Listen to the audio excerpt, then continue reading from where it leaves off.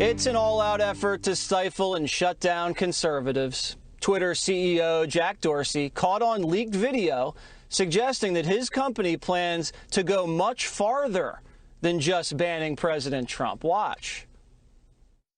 You know, we are focused on one account right now, but this is going to be much bigger than just one account, and it's going to go on for much longer than just this day, this week, the next few weeks. It's going to go on beyond the inauguration. We have to expect that. We have to be ready for that. So the focus is certainly on this account and how it ties to real-world violence, but also we need to think much longer term around how these dynamics play out over time.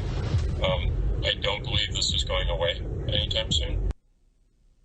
Twitter responding in a statement to Fox News, quote, "The remarks shown in the video were delivered to our more than 5,400 employees and are nearly the same words Jack shared in a recent tweet thread offering context around and reflections on our work to protect the conversation in recent weeks."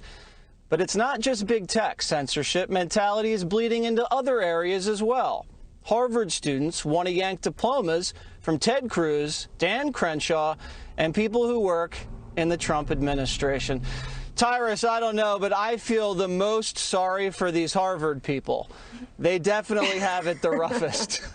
Oh my gosh, I'm so, I don't get it. I mean, if they're going to take your diploma away, your degree away, does that mean they're going to take away? Is that an easy way to segue? And they're going to take care of your student loan bills too, since they're going to take it all away.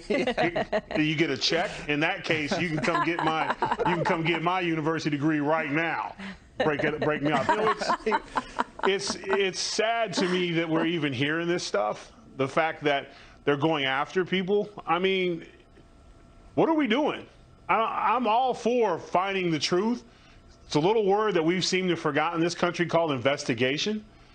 We could have done this if impeachment was so important.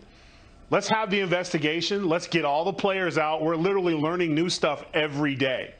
And there's one thing I can tell you as a brother, the last thing I ever want to see is a speedy trial.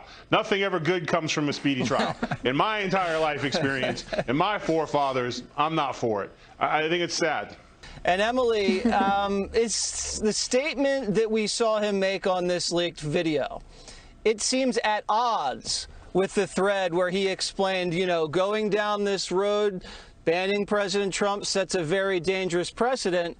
Yet on the video, he says the exact opposite. He says, this is just the beginning, and we're going to go wholeheartedly after him and many other people for many, many more days. That's exactly right. And he's trying to have people fall in line, emperor's new clothes style, so that they won't see the hypocrisy and they won't see the contradiction. And when he mentions real world violence, as if this is the first time that we've seen a real world violence application stemming from social media abuse or use, and that's ridiculous.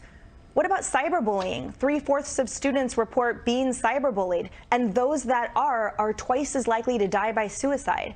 What about sex trafficking, revenge porn? There's a million things happening online that is perpetuated by social media and those big tech platforms that up until now we've seen the slightest modicum of caring about it. In fact, what about the San Bernardino shooting? Don't you remember how at that time privacy was all of a sudden so important to big tech that they wouldn't cooperate with the FBI on it?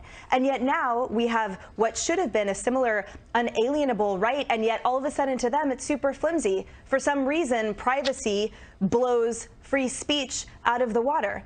I don't understand it, and there's no way that it's defensible. And to your point earlier, unless we do continue pushing back, there's no way that there will ever be accountability held. And by the way, quick final point, other world leaders who don't agree with Trump on his policies or many other things, they have come out speaking against this.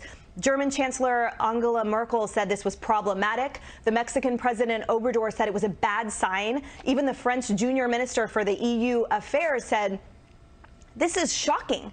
Everything about this doesn't sit well with the American people and with the world, except for these guys who are behind the big tech pulling the puppet strings.